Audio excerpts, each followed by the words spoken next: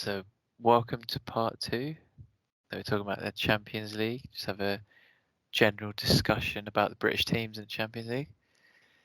So we'll start off with the big one, Newcastle PSG. Yeah, what a game. What an atmosphere. Oh, incredible. I think we were waiting all since the Champions League were drawn, like the group stages were drawn and the teams were picked. We were waiting for the Newcastle's first home game. They're waiting 20 years. We were waiting 20 years for it. Crazy. And it delivered, didn't it? Oh, yeah. It's just it's so surprising to me how much of a difference that atmosphere can make when it's literally like a 12th man on the pitch. Yeah, Paris Saint-Germain they didn't know him. They on the pitch and off the pitch. Yeah, yeah. They couldn't handle it. They were terrible in that game. Yeah. Oh, that was amazing from Newcastle. Yeah, so was it Amron got the early goal? Yeah. And then it was Dan Burn, the Newcastle born and raised, I think. Yeah. And then Sean Longstaff, not Scott Longstaff, with the third goal just after half time. Yeah, it's like both Newcastle fans are crazy. Like, well, I guess are they both homegrown players as well? Yeah, I think Burn he was at Brighton, wasn't he? So yeah, probably left, but I don't know if he was in their youth system. Oh right. But I think he was, because like they've got a few players that came from the youth system. I think it's a club locally. I think like Carrick was from the Shearer. Yeah. Not putting Dan Burn in that category, but yeah.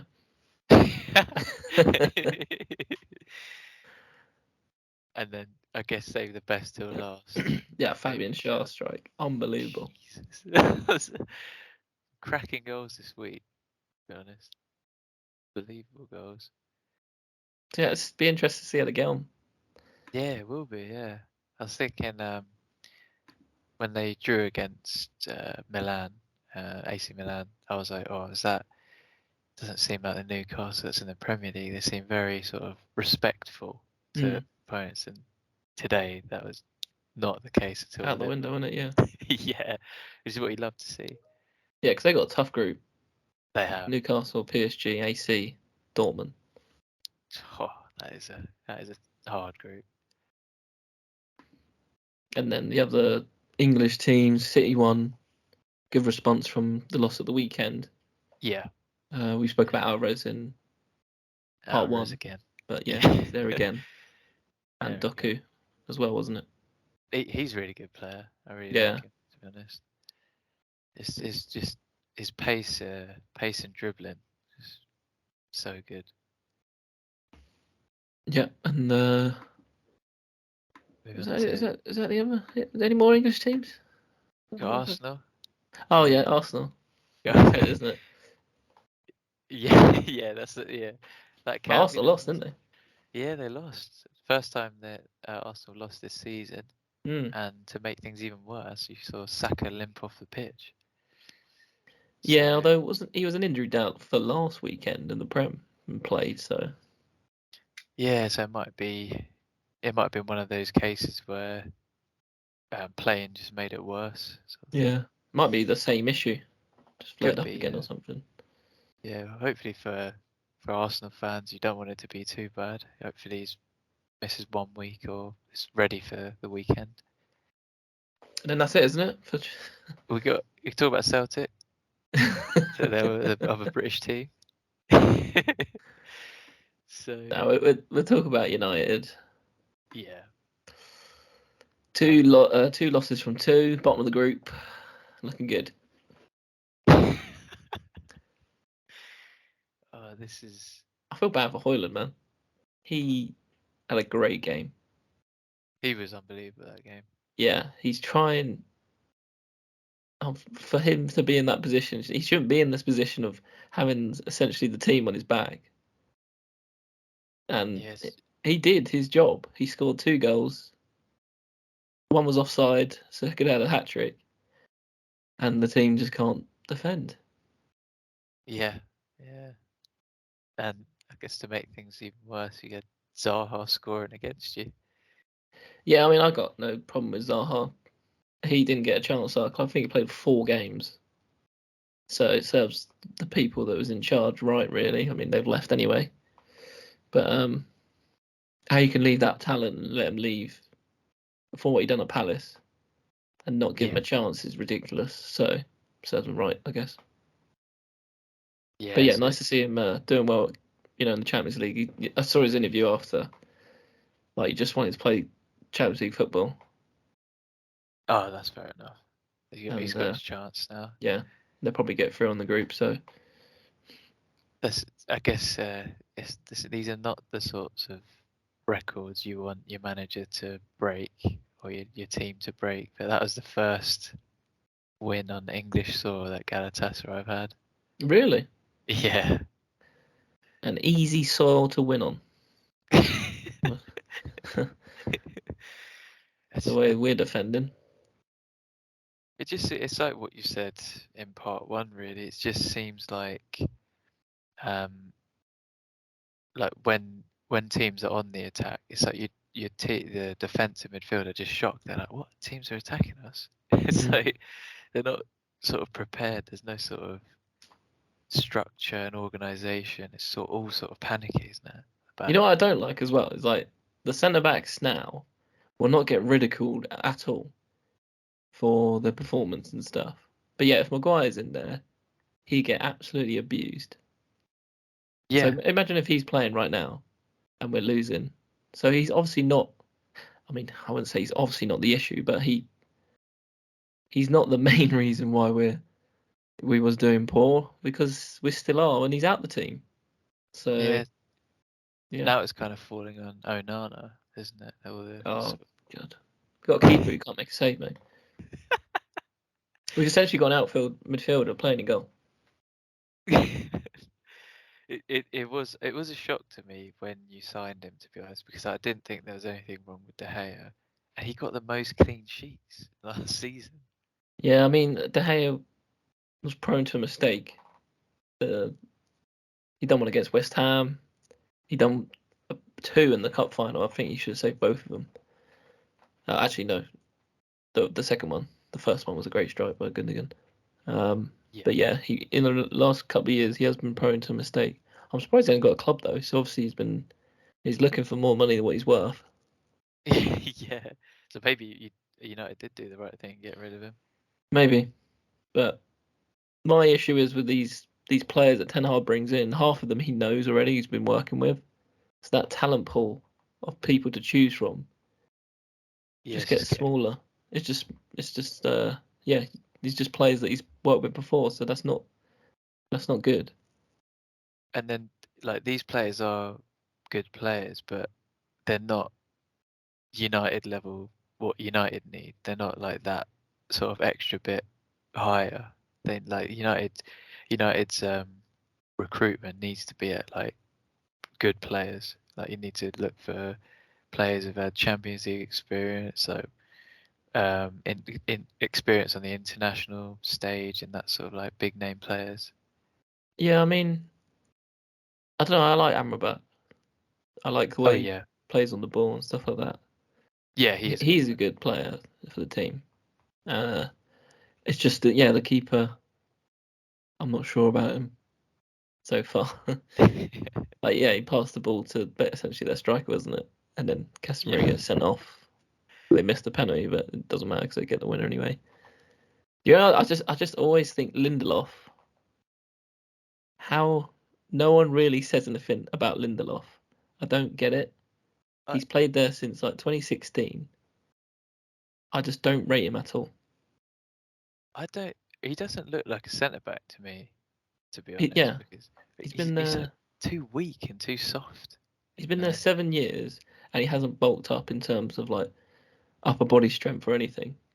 nah, nah, not at all. He's still the same shape as he was before, which I don't understand. Like you remember when Patrice Evra came in at United, and he got Yeah, he said it himself. He got a shock for that 45 minutes against Man City, and then after that he hit the gym. Got some upper body strength and stuff like that. And I just don't see what Lindelof doesn't do that. He gets pushed off the ball easily.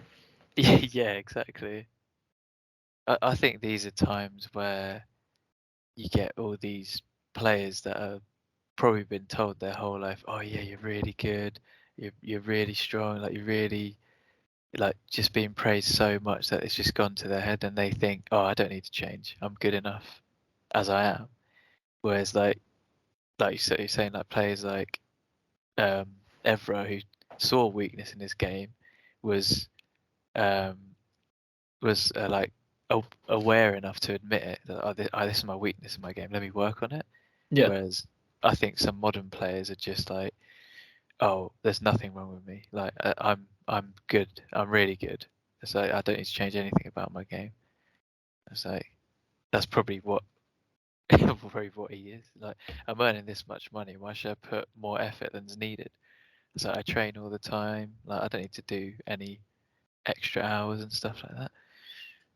Yeah, but Højlund's the only positive right now, and he played well. So got 2 goals. I mean, he should have more goals since they've been in here. He got that one chalked off against Brighton. I think he had another one chalked off as well. But yeah, Rashford should have passed him at Brighton when he was his fault.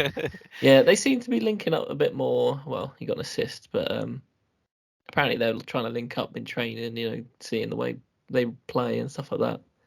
And Højlund said to him, "If I can keep up with you, so I'll always be there, as an option." So they're obviously getting used to each other. Yeah. But Rashford's obviously gone off the boil. That's what everyone's saying a bit. He hasn't scored. I think he scored 1 in 8 this season or 1 in 10. I think that's what's been frustrating about Rashford, because when he's playing well, he looks like an absolute nightmare for defenders. But when he's not playing well, he just seems to go missing. It's like it's so like too extreme to him. And you can tell he's, I wouldn't say low on confidence, but did you see when he was like 1-on-1 with the keeper and attempted to pass it to Bruno Fernandes with a tap in instead of shooting? And it was just such a bad pass as well. Yeah, it was too late. Like you just hit the target. Do you know what I mean? Yeah. Yeah, it's just. Yeah, I think it probably is one of those things where I haven't scored in a while. Let me try and set someone up. Trying to do. If it comes off, I guess no one will say anything, but it didn't. It's probably just like the lack of confidence in it. Yeah, but the Galatasaray got half decent tied. Davison Sanchez at the back. They got Zaha and Ndombele, Mertens, Icardi. Yeah, So I was thinking that as well. That they do actually have a good team. Yeah, they got a half decent side. So yeah. Yeah, it's good. Yeah.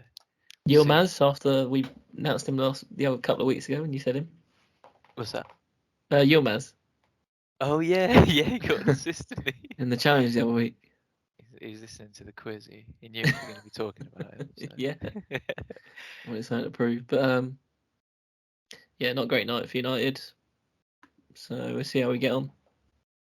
Yeah, see what happens in the remaining 4 games. 4 games? Yes, 4 games. Yeah, yeah, we're out. So anyway, the cricket yesterday started and the Cricket World Cup.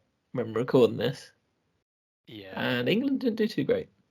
Got smashed. Got absolutely demolished in that game. It was. Well, I think England had a few injuries, so Stokes was a doubt. Root with the highest, wasn't it? 77. Yeah, Root's getting back to form, so that's good.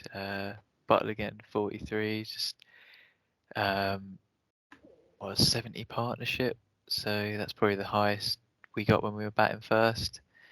And then Newcastle, New Zealand. Still thinking about football. New Zealand just showed England how to bat, really. To be honest, how important partnerships are. Just won the game with a 273 run partnership. Yeah, I did see that they won the toss, chose to bowl first, and people Yeah. are saying that it does get better to bat second on that. It gets better in terms of batting. But Yeah. Conway got 152, Ravindra 123. But Conway is he's so good, man. He's such a good batsman. He doesn't look like he has a weakness in his game. Yeah.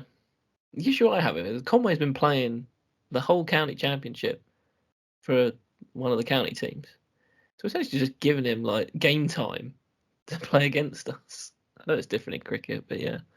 Yeah, it's different as well because like the Indian conditions are so different to England, so different to Australia. So it's so I haven't really seen like a domestic, like our domestic cricket league compared to like any other countries. You don't see English players going to play domestically in Australia No, you don't, do you? or India or South Africa. It's just all the players are coming over here. Taking spots off potentially England young players. That's what I don't know. That's what I don't agree with. I see it as the players playing for the county are getting experience off an international player. So you're thinking you're like a upcoming batsman who would be playing, then your team gets Devon Conway in, and you can speak to him and just get like advice and train with him and just try and get a bit of that experience off of him. Yeah, I guess. And obviously, like Josh Tong in the Ashes, he got Steve Smith out a couple of times in the county championship, right? And then got called up to the Ashes squad. But yeah, it wasn't a good day for England. Do you think we'll be all right throughout the tournament, or do you think that just the conditions in India? Did you think we'll struggle on those? I don't think we will, to be honest, because we've got good spinners. We got Rashid, Ali, Livingston, and then we've got pace in Mark Wood and is it Atkins as well. So I don't think we'll struggle, to be honest. It's just whether our batting fires, to be honest. It wasn't a great display from Brooks or Bairstow, to be honest, because Bairstow just got himself out. Milan was wafting out a wide one, and Brooks again, like just there's no. He could have hit it for 6 or hit it in a gap, but just hit it straight to the fielder. So it's like maybe first game nerves in the World Cup for people, and just get that out of the way, and after sure it'll be fine. Yeah. And I don't know if I've asked your pick to win the Cricket World Cup. I haven't seen much of the one day, to be honest, but I'm going to say we'll retain it. Oh, bold. Yeah, for me, I don't really know about how teams have been performing, but it's got to be England, New Zealand, India, and Australia as the main 4 teams. Yeah. But yeah, I think we'll retain it. I'm Cool. gonna say we retain it. We'll see how we get on. I'm sure we'll be talking about it throughout the tournament. Yeah. So got our next game against Bangladesh on Tuesday. Yeah. Sorry, just repeating what you're saying. That's all right. That's all right. So we'll see that. We'll see how we go. Cool. Well, thank you everyone for joining us in this episode. See you in episode 9 next week. See you in episode 9, guys.